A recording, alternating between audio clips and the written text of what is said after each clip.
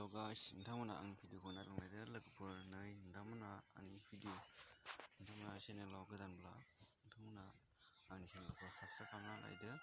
আপোনালোকে মোৰ চেনেলৰ নতুন হ'লে মোৰ চেনেলটো সাবস্ক্রাইব কৰি দিয়ক আৰু লাইক কৰি দিয়ক।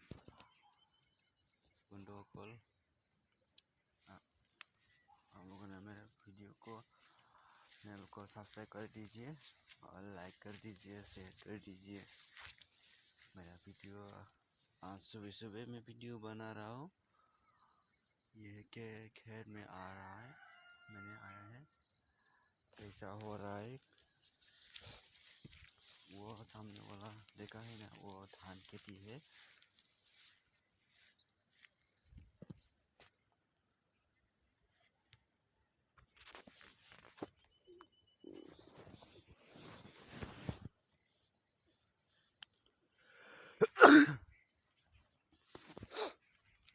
नोंथांमोना नायलांबाय थादो लोगोफोर।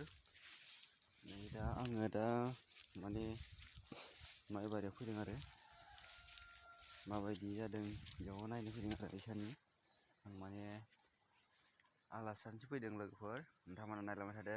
আপোনালোকে मोर भिडिओ केनेका লাগিছে कमेन्ट जनाय दिलेও ভাল হৈ যায়। সেইফালে ধান খেতি মানে ধান ৰুইছে আৰু মানে বেছি ভালকৈ হোৱা নাই, মানে সাৰ দিয়া নাই। সাৰ দিলে মানে ভাল হৈ যায়, সেইটোৱে। আৰু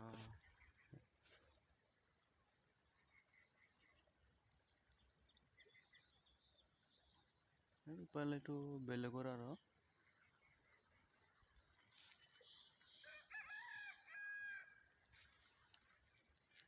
मैदेरनि थाखाय माबायदि डिउटि होनांगौ आरो माबायदि खामानि मावनांगौ नोंथांमोना नै माने न'सा लुनांगौ आरो न'सा लुनानै थायो आरो बिसोरो लोगोफोर। नै बेनो बादा ना मा होनो ना न'सा होनो लोगोफोर। नोंथांमोना नायलांबाय थादो भिडिअखौ। दा बिसा माइ गायनो दंबावो आरो खोथिया दङ एसे नै ओइ बेनो आरो लोगोफोर। नैबेनो खोथिया माइ गायनो दंबावो आरो लोगोफोर। नोंथांमोना नायलांबाय थादो भिडिअखौ। नैबेनो आरो एसे दंबावो, बैथिंबो दं, ओइ एसे दं। नोंथांमोना नायलांबाय थादो। आं मैया माने थांफिननो हायाखै आरो लोगोफोर। न'आव माने मैयाव दै देरनानै माने दैया जाबाय बे जेखाइनि दैमा आरो आं दा बगजलियाव दंफैयो, बाथौगुरियाव एबा। नोंथांमोना नायलांबाय थादो भिडिअखौ।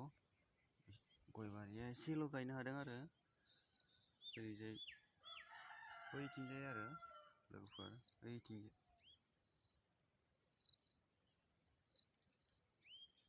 बे आं आसि खिन्थानायथिं आरो लोगोफोर। नैबे बागाना एसे दं आरो लोगोसे दैनि थाखाय खेथि मावनो थाखाय सलार एबा बरिं खुरनानै लाबाय आरो इसोर। माने सिगां नैबे इसाबा थास' एसे गायदों आरो थास' गायना लादों आरो एसे एनै जानो थाखाय आरो मैगं फाननो थाखाय नङा लोगोफोर। बेयाव बैसां एसे आरो खांख्रिखलाबो मानदों एसे नैबे लोगोफोर।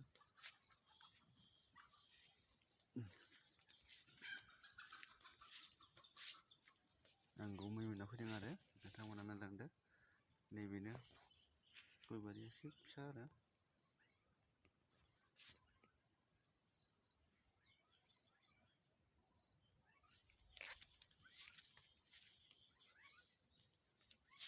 नोंथांमोना नायलांबाय थादो लोगोफोर। आप लोगों ने मेरा वीडियो को कैसा लगा, अच्छा लगा ना बुरा लगा, कमेंट में बताइए। मेरा चैनल को सब्सक्राइब कर दीजिए और लाइक कर दीजिए और शेयर कर दीजिए। आप लोगों ने मेरे वीडियो को देखो, मैं क्या क्या कहना चाहती हूँ आप लोगों से। ये मेरा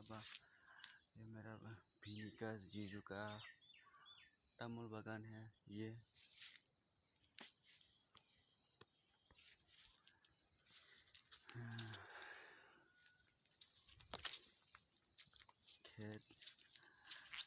खेत से मैं घर से आया है।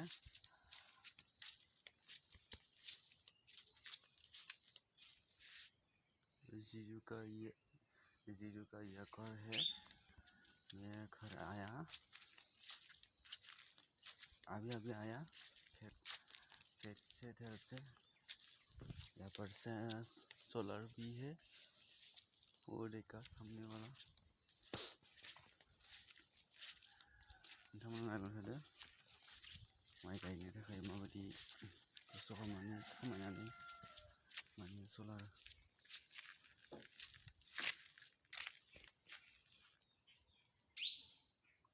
बेनो आरो लोगोफोर सलार आरो बेयो लोगोफोर बे दै दिरुनो आरो पाइपआ नैबेनो लोगोफोर।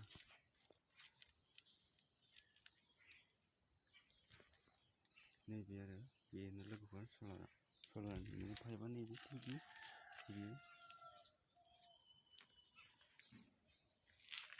दिनै भिडिअ बेखिनियानोमोन लोगोफोर। बाय बाय लोगोफोर।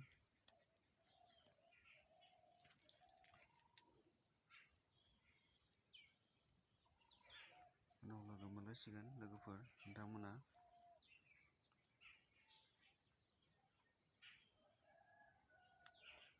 बाय बाय दस नोंथांमोना नायलांबाय थादो भिडिअखौ। दिनै भिडिअआ बेखिनियानोमोन। न'आ बैनो बियो गुमैमोननि आरो बाथौगुरियाव फैदोंमोन आरो मैया आङो फैनाया माने मोनाबिलियाव थाफैनो हायाखै गामियाव न'आव एबा। आज वीडियो ये है, आज वीडियो तो है कि नहीं है। बाय बाय दोस्त, बाय बाय लोगोफोर, उनाव लोगो मोनलायसिगोन।